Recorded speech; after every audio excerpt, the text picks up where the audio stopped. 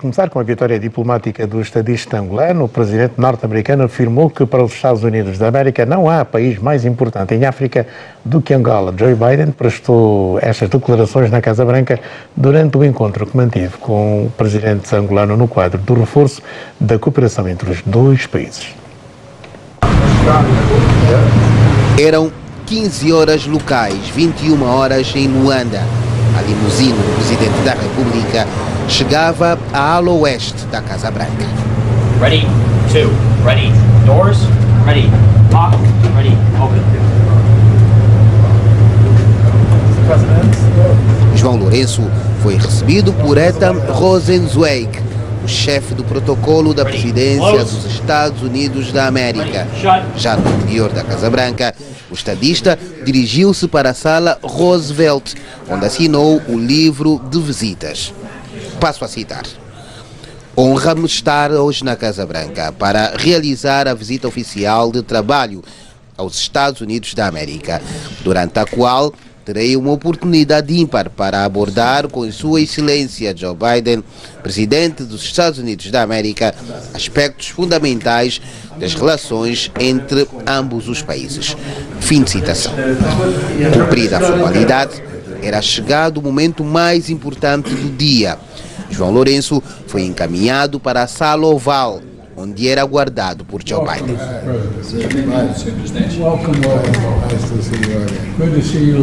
Prazer vê-lo aqui novamente.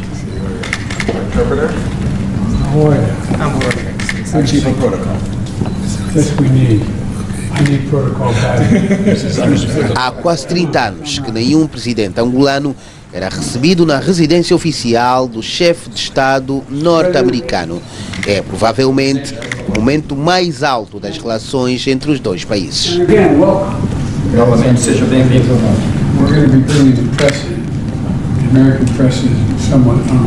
Eu tenho que advertir que às vezes é um pouco tumultuoso, a imprensa aqui às vezes é meio tumultuosa.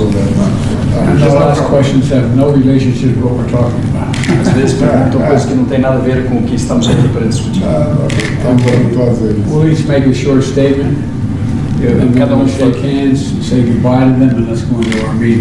Cada um de nós fará um comentário breve, em seguida daremos a mão e diremos adeus a eles. Grande prazer vê-lo novamente. Seguiu-se o momento das intervenções, já com a presença da imprensa. Joe Biden surpreende o homólogo angolano com uma declaração inesperada. 1 billion people, critically important how it functions for the whole world. A África é um continente de 1 bilhão de pessoas e é de importância crítica para o mundo inteiro. And no country more important than Angola. E em África nenhum país é mais importante que Angola. Obrigado. Depois das palavras de circunstância na sala oval, os dois presidentes deram início às conversações oficiais. João Lourenço e Joe Biden encabeçaram as respectivas delegações que na tarde desta quinta-feira discutiram o presente e o futuro das relações entre Angola e os Estados Unidos da América. As relações entre o país Angola e os Estados Unidos da América têm conhecido nos últimos anos um desenvolvimento bastante positivo. Não apenas graças a reformas políticas e económicas que temos vindo a levar a cabo em Angola, a criação de um melhor ambiente de negócios em Angola, a luta contra a corrupção em Angola, que é um grande empecilho ao investimento privado estrangeiro, mas também graças à sua visão sobre o grande potencial existente nas relações entre os nossos dois países, Angola e os Estados Unidos da América. Eu dizia há bocado que até há relativamente pouco tempo, quando se falasse no investimento privado americano em África, falava-se quase exclusivamente do investimento no setor dos petróleos. O presidente Joe Biden está a cumprir com o anúncio feito na Cimeira Estados Unidos da América, África, de, a partir daquela data, começar a ter uma atitude diferente em relações com o nosso continente africano. João Lourenço é apenas o terceiro chefe de Estado africano recebido na Casa Branca durante o consulado de Joe Biden e o único em 2023. A dúvida que fica no ar é se o presidente norte-americano poderá cumprir uma visita oficial ao continente africano ainda neste mandato. As imagens são de Jackson Masaki e Nuno Agnello até Vezimbo a partir da Casa Branca, Washington, Estados Unidos da América. A reportagem dos nossos enviados especiais que estiveram na sala oval da Casa Branca, onde na passada quinta-feira o presidente João Lourenço manteve um diálogo estratégico com o presidente norte-americano. Albino Paquissi, começo por si. Foi ou não uma vitória diplomática, ou é ou não uma vitória diplomática esta obtida pelo presidente João Lourenço ao ser recebido na Casa Branca neste encontro com o líder norte-americano? Boa noite também, cara. Boa noite, comandante da voz, boa noite, telespectadores. Eu penso que foi uma vitória diplomática e nós ouvimos praticamente todos os comentadores e analistas relativamente a essa visita do Presidente da República, mas nós temos aqui que fazer uma análise geral, olhar para a visita e dizer é Angola que estava representada aí na Casa Branca. O Presidente foi levar os interesses da Angola, naturalmente. Os Estados Unidos têm aqui o seu interesse muito voltado para o petróleo, como o Presidente diz, mas Joe Biden tem, de facto, feito diferente. Muitos investimentos virão não só para o petróleo, mas também para aquilo que nós precisamos para a nossa economia. Portanto, independentemente de as pessoas algumas estarem de acordo ou não, a grande verdade é que é o país que estava representado aí, é o país com os seus interesses e com o nosso presidente. Portanto, é essa a visão. Nesse sentido, é preciso dizer que houve aqui uma vitória diplomática muito grande e não são de menosprezar as palavras ditas pelo próprio presidente Joe Biden, que diz "No country is more important than Angola in Africa", ou seja, nenhum país é mais importante do que Angola em África, por conta daquilo que nós temos sido, né? Na questão da paz, na questão da estabilidade. Penso que sim, foi sincero. Eu acredito que foi sincero. Uma pessoa com 70 anos, quando diz isto, significa que tem mesmo consideração por aquele anfitrião que recebeu naquela casa. Portanto, independentemente do que se possa dizer, a grande verdade é que houve aqui uma vitória diplomática e depois o nosso presidente João Lourenço tem uma coisa que é interessante, que na minha visão que é interessante, que é não ficar preso aos acordos que nós temos há muito tempo. Portanto, ele de alguma forma volta-se mesmo para a América, para os Estados Unidos e deseja mesmo que efetivamente haja investimentos aqui para nós conseguirmos o desenvolvimento que desejamos como país. Albino Paquissi, um encontro, um diálogo estratégico na Casa Branca, numa altura em que começa a ser visível, como é da Rasa, começa a ser visível a entrada de investimento privado norte-americano no nosso país em setores estratégicos, incluindo naturalmente as energias renováveis e também as telecomunicações com a Africell. Sim, boa noite a Amilcar, boa noite Albino Paquissi, boa noite lá em casa. Assim, de facto, coincidindo com o mandato, desde o primeiro mandato do presidente João Lourenço, com uma aproximação maior, do ponto de vista estratégico até, com Washington. Isso é facto. E quando há este encontro na Sala Oval, há sim, de facto, que assinalar aqui isto como um ganho, uma conquista diplomática, mas também política e também, a ver, vamos daqui a mais algum tempo, do ponto de vista até económico. A verdade é esta, é que nós temos quase 7 anos andamos à espera deste encontro. E ele acaba por acontecer num período que precisamos todos nós perceber a quem mais interessa que esse encontro se realize e que impacto ele terá na agenda de cada um dos lados. É verdade que os Estados Unidos da América e Angola já assinaram este acordo há alguns anos de parceria estratégica e tem funcionado nos últimos anos agora com o presidente João Lourenço mais nesse sentido. Aliás, as autoridades americanas têm salientado isso, que Angola tem dado passos firmes no sentido de corresponder àquelas que são as expectativas e as exigências, digamos assim, dos Estados Unidos da América para com os seus parceiros.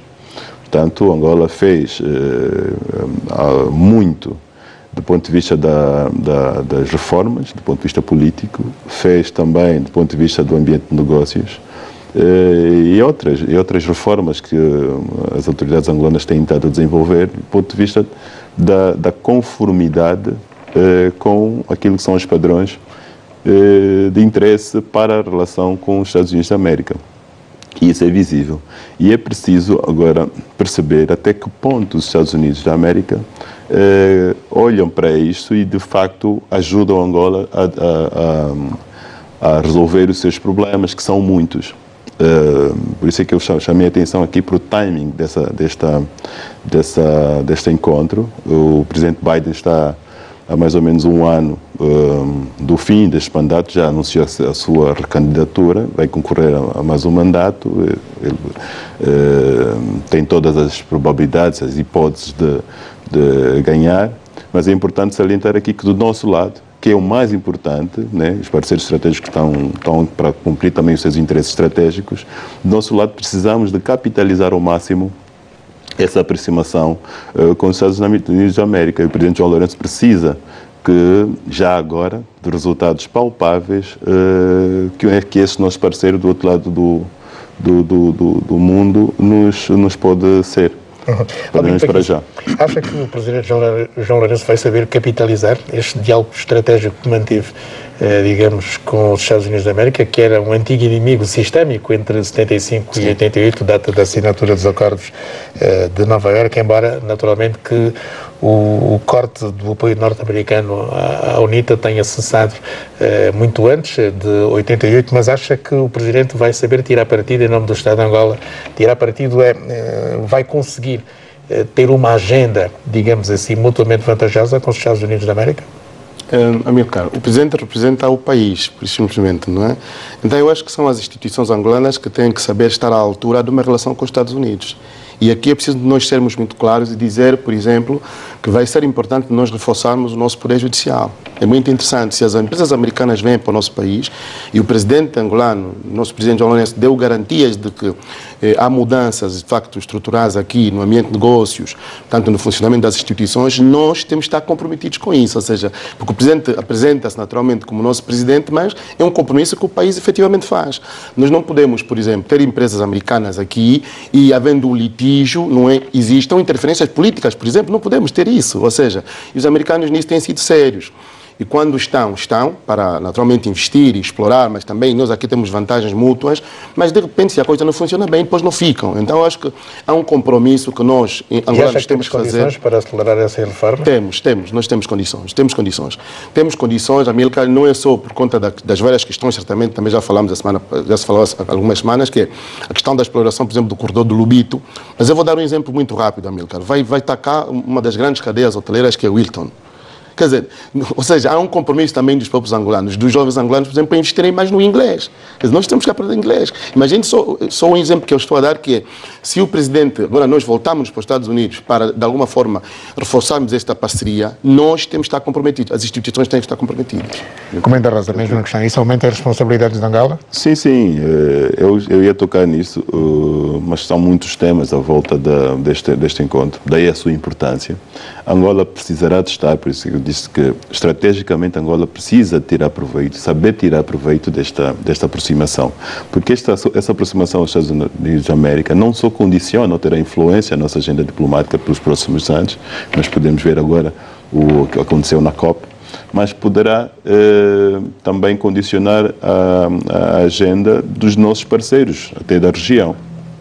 Não vamos nos esquecer, e até isso foi salientado pelo presidente Joe Biden, o presidente João Lourenço tem sido um ator importante aqui a nível da região africana, e tem, por causa disso, assumido algum protagonismo e por causa disso também ganhado alguma relevância para os americanos que vêm neste período da pós-Guerra Fria, como assim foi dizer-se, tem alguma importância porque os Estados Unidos precisam de parceiros fortes. E queria salientar aqui que em setembro deste ano, o secretário de Estado americano, Antony Blinken, fez um discurso interessante em Washington, em que fala da política externa americana. que eu gostaria muito que os angolanos, não só as instituições, mas os angolanos de uma forma geral, visitassem. A América está numa fase em que, considerando tudo o que está a passar no mundo, está numa fase em que decidiu reativar ou revisitar antigos parceiros e eventuais aliados. E Angola entra estrategicamente nesta agenda americana. É preciso que não consideremos só sermos importantes para os americanos, mas também que os americanos sejam importantes, de facto, para nós. Senão, de nada valerá todo esse esforço. De qualquer modo, há aqui agora, portanto, uma guerra, se me permitem a expressão, porque outros países com influência na cena mundial, nomeadamente a China, parceiro estratégico de Angola, e mesmo a Rússia, outro parceiro estratégico, vão olhar, digamos, para esta visita como sendo um caminho, digamos, que se abre mais para uma relação mais próxima entre angolanos e americanos. É essa a sua visão? Amilcar, nós somos um país independente e, de alguma forma, nós podemos escolher com quem devemos lidar. E a grande verdade é que a América para nós é importante. Não nos esqueçamos que nós tivemos o embargo do uso do dólar, por exemplo, e tivemos aqui problemas com bancos correspondentes americanos, e para nós interessa termos essa relação com os Estados Unidos. Mas como é que Washington e Moscou deverão olhar para este diálogo estratégico mantido em Washington entre o presidente angolano e o presidente americano? Mas, Amilcar, nós temos de ser claros nisto. Nós temos nos portado hoje como um país não alinhado, mas a grande verdade é que o nosso presidente, para todos, eu não jogo xadrez, mas ele joga xadrez. Portanto, ele move muito bem as pedras no tabuleiro. Agora, é evidente que a China e a Rússia continuam a ter aqui os seus interesses, mas o presidente da República, naquilo que é a sua posição, não tem deixado também de criticar, por exemplo, quando a América não está bem, mas mesmo assim, nós temos essas relações. Eu penso que olharão para nós, é verdade, como um parceiro que, de alguma forma, também está a mudar aquilo que é a sua estratégia, mas penso que o presidente vai saber fazer isso bem. Nós vamos conseguir. Concorda? Eu acho que, sim, isso que acaba de dizer o Albino Paquice é verdade.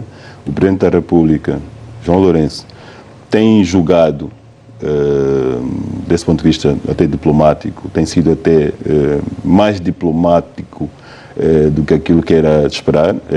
Não é propriamente essa a grande vocação, que ele já afirmou isso algumas vezes, mas tem sido capaz de afirmar aqui a vontade de Angola, no meio desse turbilhão, porque nós estamos, de facto, num momento complexo na conjuntura internacional.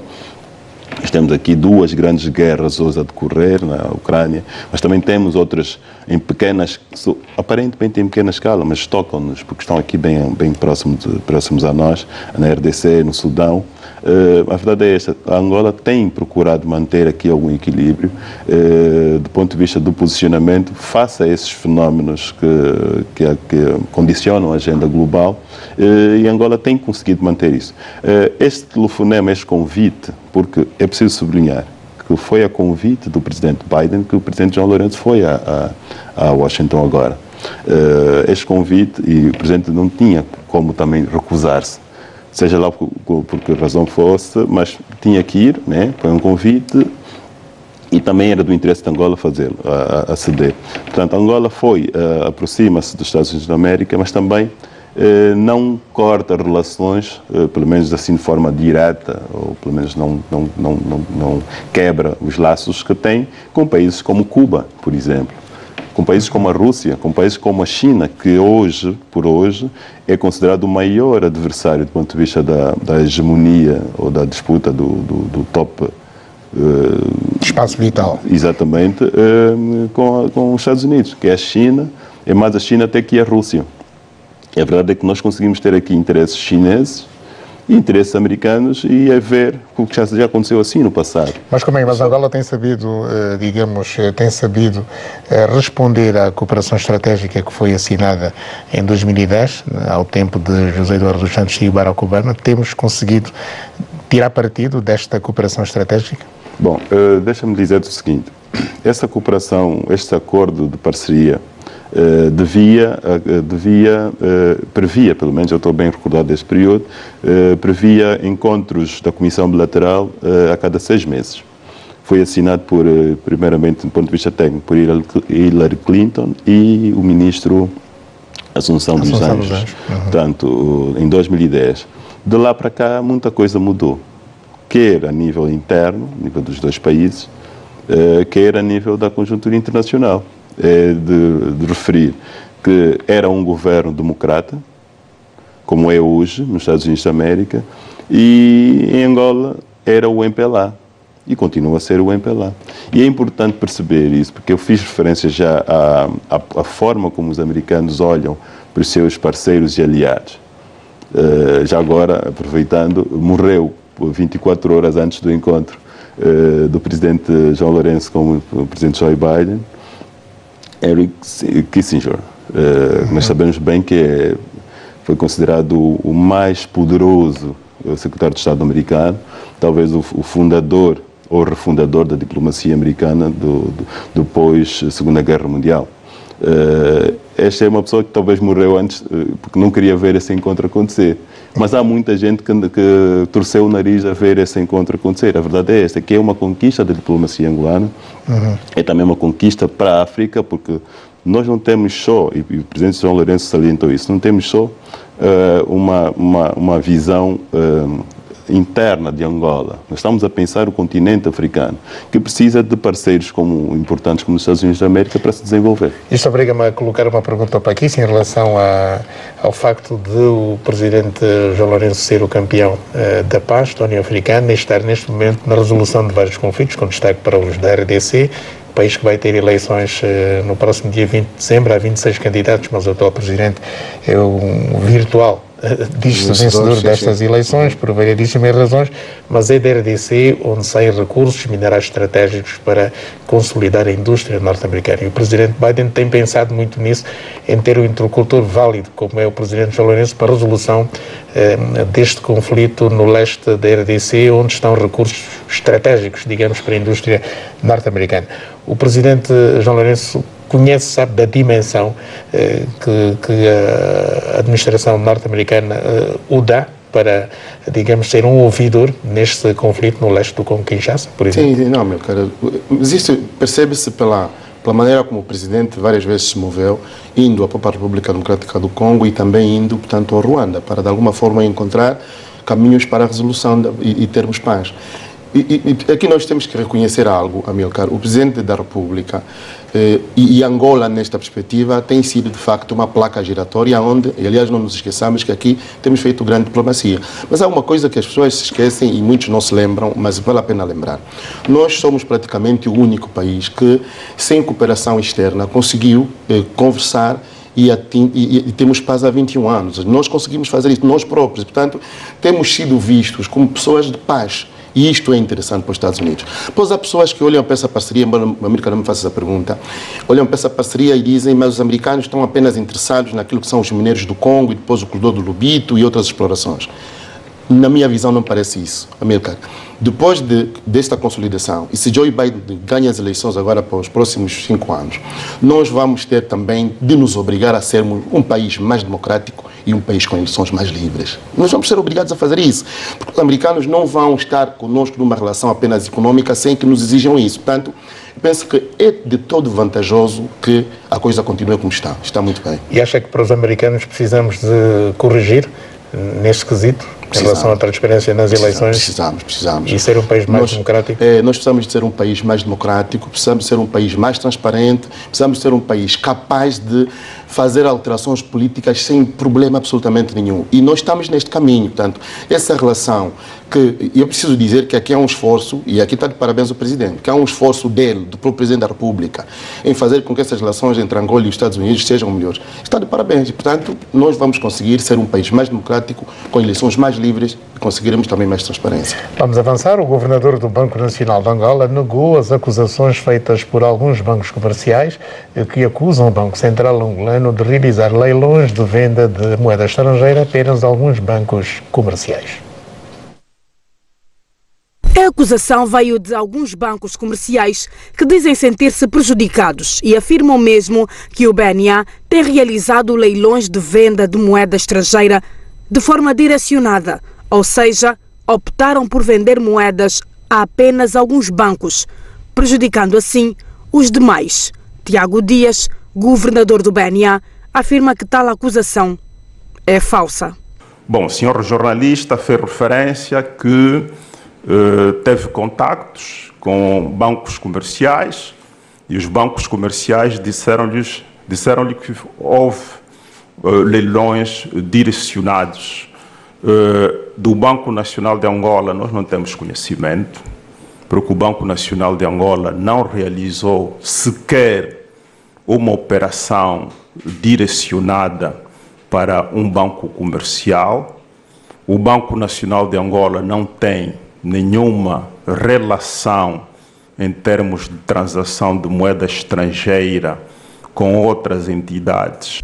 Durante a realização da 114ª edição do Comitê de Política Monetária, realizada pelo Banco Nacional de Angola, Tiago Dias fez saber ainda que no setor externo, o saldo superavitário da conta de bens fixou-se em 16,8 mil milhões de dólares nos primeiros 10 meses de 2023, contra os 29,1 mil milhões de dólares registrados em igual período do ano anterior, correspondendo a uma redução de 42,2%, reflexo da redução das receitas de exportação em 32%, ou seja, 13,9 mil milhões de dólares. Comenda Rosa, para o governador do Banco Nacional de Angola, não há leilões direcionados, ou seja, não há filhos nem enteados quanto à questão da venda de divisas. Bom, de facto, o Dr. Tiago Dias, infelizmente só ouvimos uma parte da sua resposta a esta questão. Há uma passagem, porque eu estive atento à conferência de imprensa, e há uma questão que é extremamente relevante, que precisava de ser veiculada para as pessoas perceberem o que é que realmente está a passar aqui. Há, de facto, bancos a queixarem-se, né, do acesso a divisas e ficam com esta percepção porque há outros bancos que parecem mostrar outros resultados ou resultados diferentes ao viverem num mundo diferente em relação ao acesso aos cambiais, porque, de facto, há essa situação. E há essa situação porquê? E o Dr. Tiago Dias acabou por dizê-lo nessa conferência de imprensa, é que existiam bancos que trabalhavam diretamente com o Tesouro Nacional. E o Tesouro Nacional deixou de participar dos leilões, saiu da plataforma Bloomberg, e isso deixou, entre aspas, órfãos alguns bancos comerciais. E esses bancos comerciais, alguns com maior capacidade, outros com menor, vão se virando, né, através de outros canais, e a verdade é que outros não têm essa capacidade, não conhecem os tais canais que permitem que outros sobrevivem e até consigam apresentar lucros em relação a essa operação.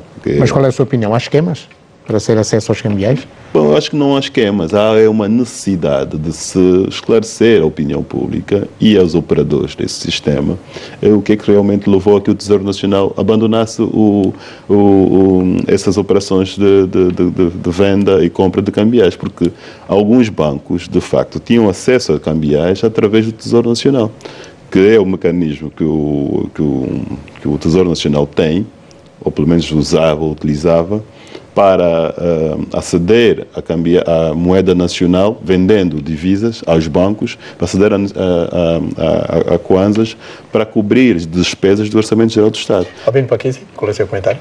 Não, isto é muito simples, Amilcar. A grande verdade é que alguns bancos têm mais facilidade do que outros. Isso nota-se nos clientes. E nós somos clientes dos bancos. Nós muitas vezes precisamos de cambiais para enviar ajuda de custo aqui e acolá, e nós não conseguimos. Ou seja, nós estamos a ser obrigados permanentemente, por exemplo, a comprar os nossos euros e dólares na rua, porque a gente não consegue fazê-lo através do sistema normal dos bancos. Mas, pois, a grande verdade é que alguns bancos têm, de facto, essa possibilidade. E muitos de nós somos obrigados a abrir contas em vários bancos, porque percebemos que nem todos têm a mesma facilidade. Agora, eu estou de acordo com o que diz o Dr. Tiago, é verdade. Não há nem filhos nem enteados, mas a prática não diz isso.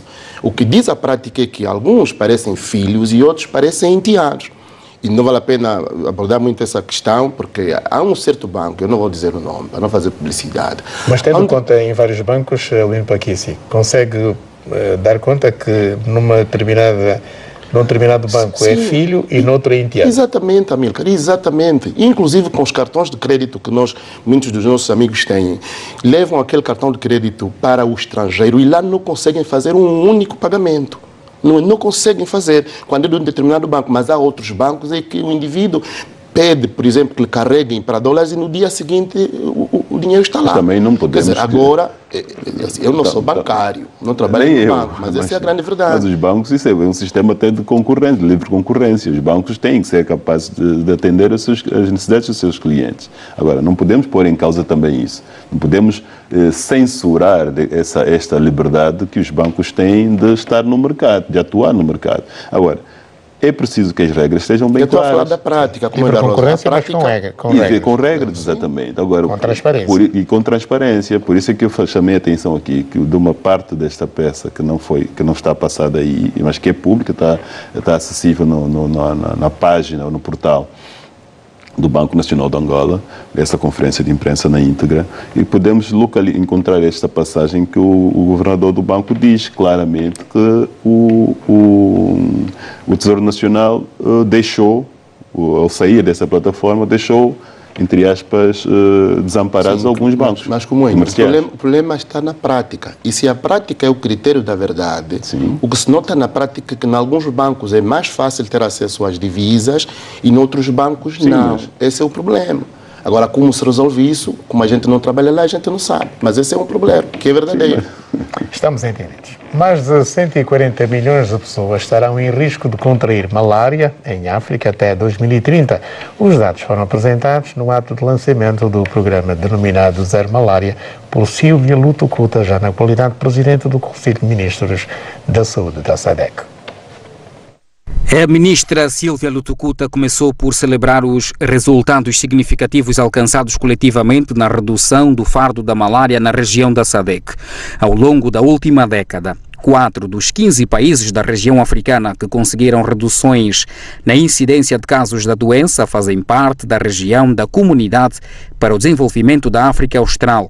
Dos países endêmicos de malária, 35 registraram menos de 1000 casos de malária e 5 dos países com maior carga da doença registraram uma diminuição nas mortes.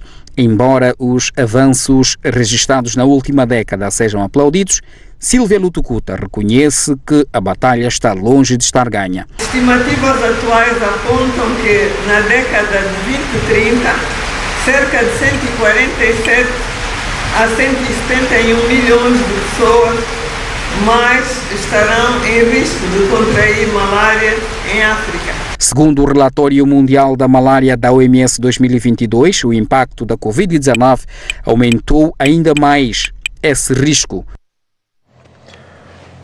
Albino Paquícia, começo por si agora. Amílcar, sim.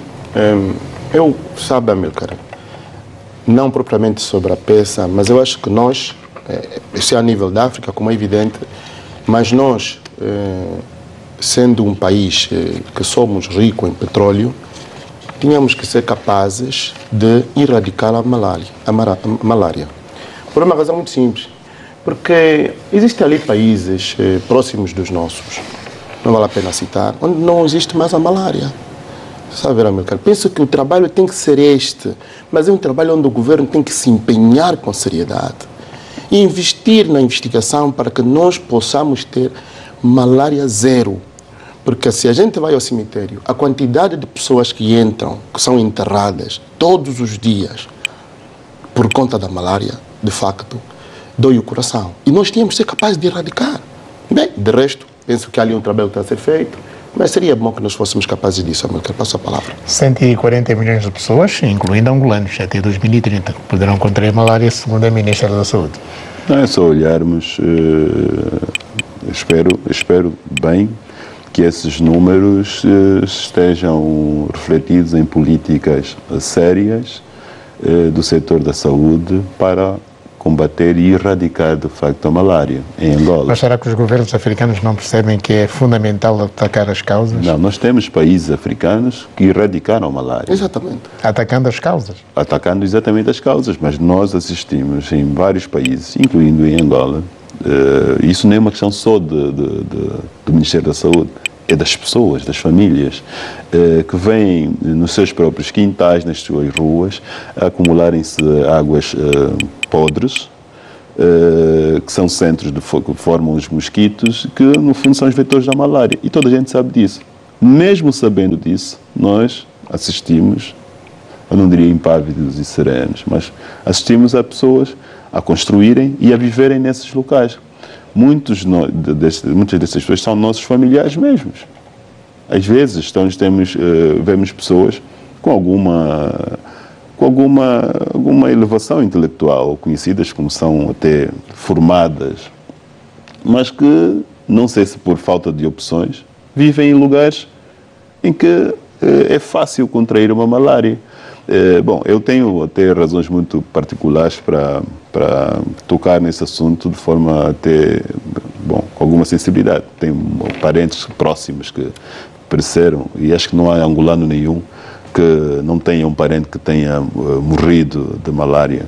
Mas a verdade é essa, é que é um mal que nos acompanha e parece que estamos condenados a viver por muitos anos nessa situação. O que é, para mim, que entristece-me a mim e acho que a todos os angolanos. O Presidente da República, João Lourenço, inaugurou o projeto diamantífero Luel, com um investimento de mais de 600 milhões de dólares. O projeto está localizado a 35 km da cidade de Saurim, capital da Lunda Sul. Está oficialmente em operações o maior projeto diamantífero do país.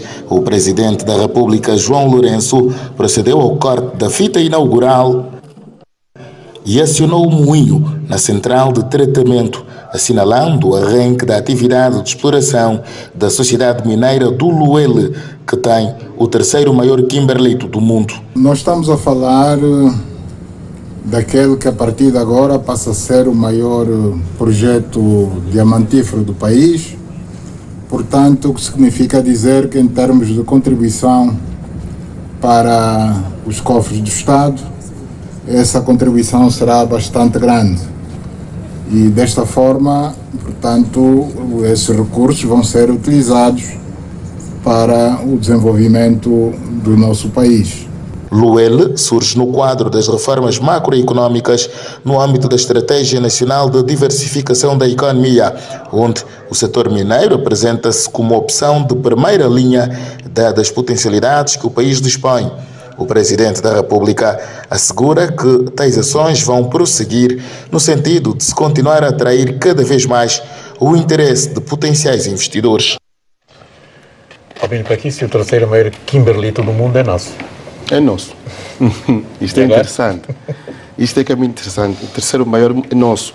Entretanto, isso não se reflete na vida das populações. Não está correto. Não está correto. Eu acho que nós temos que ser capazes de celebrar. Por acaso vi a peça e vi o Presidente a inaugurar, mas nós temos que ser capazes de celebrar isto, dizendo que não, as pessoas vivem bem, as pessoas estão bem, as pessoas estão... E o que nós temos feito, de facto, é nos vangloriarmos destas riquezas que temos. São riquezas dadas por Deus. Como é que a gente não as consegue gerir melhor? Bem, mas mais uma vez o Presidente disse que as receitas serão utilizadas para o Orçamento Geral do Estado e para a melhoria da vida, das condições das pessoas. E esperamos que, de facto, isso seja feito, porque a Amílcar já tinha dito aqui também que eu fiquei na Lunda durante 1 ano. E, de facto, a gente, quando está na Lunda... Diz, no garimpo? No garimpo, sim. Garimpei diamante antes de ir para Portugal. E então a gente diz, como é que é possível... Correu risco de ser preso? Corria risco na altura, 99. Mas já como padre? Não. Ainda seminarista na altura. Então, tinha 20 anos eu.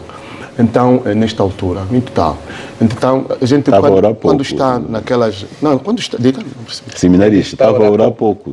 Não. Era preciso ir para ali. Não havia condições, então tinha que, de facto, garimpar diamante. Mas a gente, quando está naquelas localidades, a gente diz, mas tanta riqueza aqui, como é que nós não conseguimos transformar isso para realizar as pessoas? Então, sim, inauguramos mais uma vez e estamos de parabéns, mas esperamos que isso se reflita na vida das pessoas. Aliás, o Presidente disse que estas empresas, de facto, depois têm em conta aquilo que é o conteúdo local, mas depois, naturalmente, tem que se refletir na vida das pessoas, contribuírem para melhorar a vida das pessoas. É verdade, o Presidente da República, como é da Rosa, elogiou a responsabilidade social do que toca a favor das comunidades locais. Há, sim, de facto, um grande impacto esperado neste projeto e um papel extremamente relevante do projeto Catoca.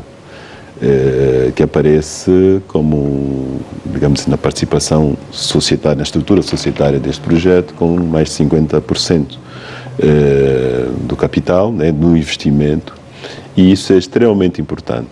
É também importante olharmos, tal como salientou Sua Excelência Presidente da República, a questão da responsabilidade social. É preciso que nós só vimos o projeto Catoca ser relevante nos últimos anos, relevante do ponto de vista do impacto nas comunidades envolventes.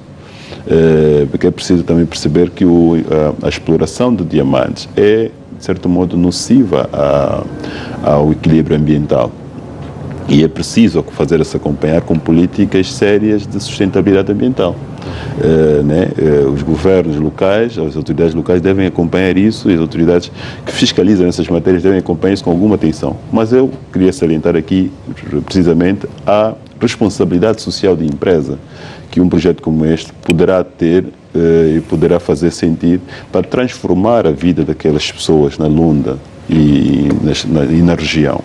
É que a exploração de diamantes não deve ser só concebida no ponto de vista da venda, da obtenção de recursos, da venda de diamantes. Ela deve ser também projetada na perspectiva do impacto que ela tem, que essa atividade tem na vida das pessoas, dos jovens que estão aí à volta.